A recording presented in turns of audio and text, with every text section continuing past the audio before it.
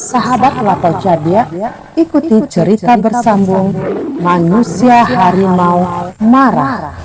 Selamat mendengarkan. Kamaludin pergi, Erwin bergegas ke rumah Sultan Mandiangin. Tampak banyak orang di rumah itu, tentu saja masih membicarakan apa yang malam lalu telah terjadi.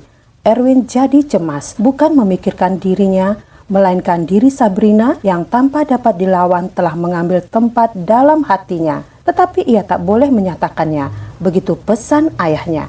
Dan ia harap akan dapat menahan diri dan tidak pernah lupa pada pesan orang tua sakti itu. "Pamanku takut sekali, kata Sabrina kepada manusia harimau itu. "Semua manusia, bahkan hewan bagaimana buah sekalipun, kadang-kadang punya rasa takut. Juga babi itu. Tak ada manusia atau hewan kebal atau tahan terhadap segala-galanya. Orang yang kebal terhadap semua senjata mungkin tak tahan kena api rokok sekalipun. Sebaliknya, ada orang yang kena pisau sedikit sudah akan luka dan takut melihat darah. Tetapi ia dapat melalui lautan api tanpa cedera. Terlalu banyak macamnya ilmu di permukaan bumi ini yang sukar dimengerti dan tak dapat dianalisa dengan hukum akal. Itulah kegaiban dan keajaiban. Kita terima semuanya itu sebagaimana adanya saja, tak usah dipikirkan." "Mengapa bisa begitu?" kata Erwin. "Aku boleh sering-sering main ke rumahmu?" tanya Sabrina. "Aku senang kau datang, tetapi jangan selalu." "Kau tak suka?" tanya Sabrina. "Bukan, aku khawatir kau akan jadi pergunjingan orang." "Peduli apa sama percakapan orang? Mereka-mereka, kita ya kita." "Hidup bermasyarakat tak bisa begitu, Sabrina. Entahlah kalau mengasingkan diri ke tengah rimba." Sabrina diam. Dia kagum atas banyaknya pertimbangan sahabatnya ini. Sudah banyak yang dipelajarinya dari Erwin. Tetapi mendadak terdengar kursi meja bergerak dan berantakan, diobrak-abrik oleh manusia atau makhluk yang tak kelihatan. Tetapi baik Erwin maupun Sabrina segera tahu, itu tentu Ki Ampuh, si manusia babi yang dapat membuat dirinya tak kelihatan. Lalu terdengar dengkur yang keras dan tawa terbahak-bahak. "Kau datang lagi ya?" bentak Erwin. "Aku akan selalu datang. Aku kasihan padamu, Sabrina. Kau bertepuk sebelah tangan," kata Ki Ampuh mulai menghasut. Mendengar ini, Sabrina memandang Erwin. Ia tahu bahwa babi itu jahat dan mencintai atau setidak-tidaknya ingin menguasai dirinya. Tetapi ia termakan juga oleh hasutan itu. Bertepuk sebelah tangan? Itukah sebabnya maka Erwin tidak mau ia selalu datang ke rumahnya? Lalu dia memberi alasan yang terdengar begitu bijaksana. "Tak baik dilihat masyarakat," katanya. "Oh, itu rupanya yang menjadi sebab, Erwin. Kini aku tahu," kata Sabrina. Dan ia yang tadi mendekap Erwin karena takut dan terkejut, kini merenggangkan diri. Dia menghasut. "Apakah kau lebih percaya padanya?" tanya Erwin. "Si pengecut itu betul-betul palsu. Dia tidak menyukaimu, tetapi dia juga tidak mau menolak sekaligus. Makanya dia memberi berbagai macam dalih untuk tidak terlalu akrab denganmu. Kasihan. Aku sungguh kasihan melihat gadis secantik kau mengemis kasih pada makhluk yang hanya seperti dia palsunya," kata Ki Ampuh. Panas hati Erwin bukan buatan, tetapi girangnya Ki Ampuh juga bukan kepalang. "Aku percaya bahwa dia berkata benar," kata Sabrina. Ia sedih dan malu. "Dia berbohong, dia berdusta dan menghasut," kata Erwin. Tetapi dia tak mau mengatakan bahwa ia sayang dan cinta pada Sabrina karena dilarang oleh ayahnya. Padahal Sabrina justru menantikan kata-kata itu, pernyataan kasih dari mulutnya.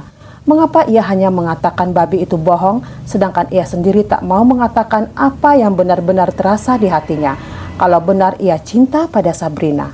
"Aku tidak akan mencederaimu, Sabrina, kalau kau menjauhkan diri dari pengecut itu. Kau keturunan cindaku, aku manusia yang sedang bernasib begini. Apa bedanya? Kita sama-sama makhluk yang malang," kata Ki Ampuh.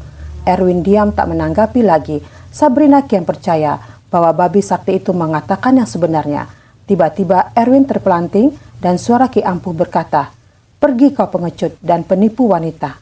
Erwin sebenarnya marah, tetapi oleh malunya ia meninggalkan tempat itu dan Sabrina tidak mencegahnya. Ia cinta pada Erwin, tetapi betapa hina dia kalau bertepuk hanya sebelah tangan. Erwin merasa dadanya sesak. Ia ingin bicara banyak, mengatakan apa yang terkandung dalam hati, tetapi ia tak boleh melakukannya. Kalau ia melanggar, entah bencana apa yang akan datang. Kalau sudah ayah melarang, maka sudah tentu ada suatu sebab pokok. Ayahnya cinta padanya, maka itu ia selalu melindungi anaknya, dan perlindungan itu berbagai cara, kadangkala bersifat pencegahan datangnya malapetaka yang tak terduga. 30 hari lagi baru ia boleh mengatakan cinta pada Sabrina. Dan dalam menanti masa yang sekian lama, berbagai macam dapat terjadi. Jangan-jangan Ki Ampuh telah sempat membujuk atau dengan paksa menodai Sabrina. Sudah terbukti bahwa Ki Ampuh pandai menghasut dan Sabrina yang ketakutan juga dapat dihasut. Apalagi setelah ia membiarkan Erwin pergi tanpa berusaha menahannya sedikit pun. Mengapa nasibnya mesti begitu? Kerap kali dilanda kesedihan. Pada saat itu, Erwin yang mempunyai banyak ilmu pun tak berpikir bahwa semua kejadian itu merupakan cobaan baginya. Dapatkah ia menahan diri, tidak menyatakan kasih sayang kepada wanita itu? Ia tidak menyadari bahwa yang demikian berat mungkin hanya ujian dan gemblengan terhadap dirinya, supaya ia mempunyai kemampuan dan kebolehan yang lebih besar di masa mendatang. Memang, kalau suatu bencana menempa diri sendiri, orang bijak pun selalu tak kuasa mempergunakan kebijaksanaan yang dapat dinasihatkannya pada orang lain. Tiba di rumah Erwin, dia menghempaskan diri di ranjang dan tak dapat menahan air mata. Dia ingat pada ibunya yang selalu sayang pada ayahnya. Ia ingin belayan ibu yang melahirkan dan membesarkannya. Ia merasa begitu sepi dan begitu sendiri tanpa ada seorang pun mendampingi untuk menghibur hatinya yang terasa luluh. Di waktu itulah pintu rumahnya diketuk orang dan setelah mengeringkan air mata, ia membukanya. Yang berdiri di sana membuat ia heran tetapi juga gembira. Orang itu tak lain daripada Sabarudin yang baru kembali dari ujung pandang. "Kau baru menangis, ada apa?" tanya Sabarudin memasuki rumah. "Ah, tidak apa-apa," jawab Erwin. Suatu jawaban biasa dari orang yang diamuk kesedihan atau ditimpa musibah tetapi tidak dapat atau tidak mau segera menceritakan apa gerangan yang telah terjadi. "Ceritakanlah sahabat, kau telah banyak sekali meringankan duka cita kami sekeluarga. Tidakkah aku dapat berbuat sesuatu untukmu?" bujuk Sabarudin. "Istri dan anakku telah tiada," kata Erwin. Mendengar ini, anak muda itu tak dapat membendung air matanya dan ia membiarkannya. "Sudah berapa lama, Pada hari aku tiba itu, aku tak sempat bertemu dengan mereka." Lalu ia menceritakan apa yang telah terjadi. Kini Sabarudin menangis terisak-isak. Ia merasa kalau Erwin tidak dibawanya ke kampung halamannya, mungkin semuanya itu tidak sampai terjadi. Mengapa begitu buruk nasib sahabatnya yang baik hati itu? Tak ada yang dapat dilakukan Sabarudin untuk Erwin. Orang-orang yang sudah dipanggil Tuhan tidak akan kembali, termasuk orang-orang yang paling kita cintai. Dan Sabarudin tidak tahu bahwa air mata Erwin yang baru dikeringkan ketika ia datang tadi adalah karena kawannya itu tak dapat menyatakan cinta kepada seseorang baru yang belum dikenalnya. Sabrina berayahkan cindaku. Sabarudin mengajak Erwin ke rumahnya dan manusia harimau itu menurut. Tak banyak sahabatnya karena ia tidak cukup luas bergaul. Setelah makan bersama, Erwin kembali ke rumahnya untuk melihat segala perabotan yang tidak seberapa banyaknya telah porak-poranda oleh perbuatan tangan jahil.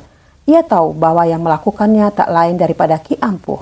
Manusia babi itu amat sakit hati karena walaupun ia dapat menghasut Sabrina, tetapi ia tidak berhasil mengambil hatinya untuk menyerah kepadanya secara sukarela. Namun pada hari itu, ia tidak meneruskan niat jahatnya. Ditinggalkannya gadis itu untuk merusak harta benda Erwin. Tetapi manusia harimau itu tidak berapa menghiraukannya. Orang dalam duka seringkali tidak terlalu peduli dengan keadaan sekeliling, apalagi kalau baru berupa kerusakan benda-benda mati seperti yang dilakukan Ki Ampuh. Nanti pada saat ia telah dapat menguasai diri dan menghimpun daya ingat dan daya pikir, barulah pembalasan akan diatur dan dilaksanakan. Kini sedang angin Ki Ampuh, nanti mungkin gilirannya akan tiba juga. Semua peristiwa, baik di rumah Sabrina maupun di rumah Erwin sendiri, diketahui bahkan disaksikan oleh Jalubuk yang disertai oleh Raja Tigor. Karena kakek ini sudah rindu pada cucunya. Ketika si kakek yang mau bertindak, Jalubuk mohon agar menyabarkan diri. Semua ini ujian bagi Erwin yang masih akan menempuh banyak gelombang besar dalam hidup. Kalau ia berhasil, ia akan jadi lebih mudah melaluinya, kata Jalubuk. Erwin tidak tahu akan kehadiran ayah dan opungnya. Setelah agak tenang, amarah dan sakit hati Erwin dibangkitkan oleh adanya kotoran babi di bawah bantal yang tak diganggu iblis itu. Manusia harimau itu memukulkan tinjunya ke tembok. Amarahnya menyala-nyala, suatu perbuatan kotor dan suatu penghinaan terbesar dalam hidupnya. Tubuh Erwin menggeletar dan beberapa saat kemudian ia telah menjadi harimau. Anehnya kali ini mukanya berubah jadi muka harimau. Ia kaget, apakah arti perubahan yang lain sekali ini? Perubahan menjadi harimau biasa itu kiranya telah menumbuhkan semangat dan hasrat harimau dalam diri Erwin. Walaupun ia masih dapat berpikir seperti biasa dan menyadari bahwa ia sebenarnya manusia yang kadangkala bertubuh harimau. Oleh kesadaran inilah maka ia ingat membaca mantra untuk membuat dirinya tidak terlihat oleh orang biasa dan oleh apa saja yang punya nyawa di dunia ini. Ki Ampuh yang babi iblis telah mengotori tempat tidurnya. Itu tidak dapat dimaafkan. Ia akan mencarinya sekarang juga. Walaupun tak tahu kemana akan dicari sebagaimana dulu, ia pernah juga mencarinya tanpa mengetahui akan kemungkinan tempat persembunyiannya. Kala itu ia mengikutkan langkah kakinya saja, dan akhirnya ia menemukan juga tatkala babi itu hendak memperkosa Sabrina.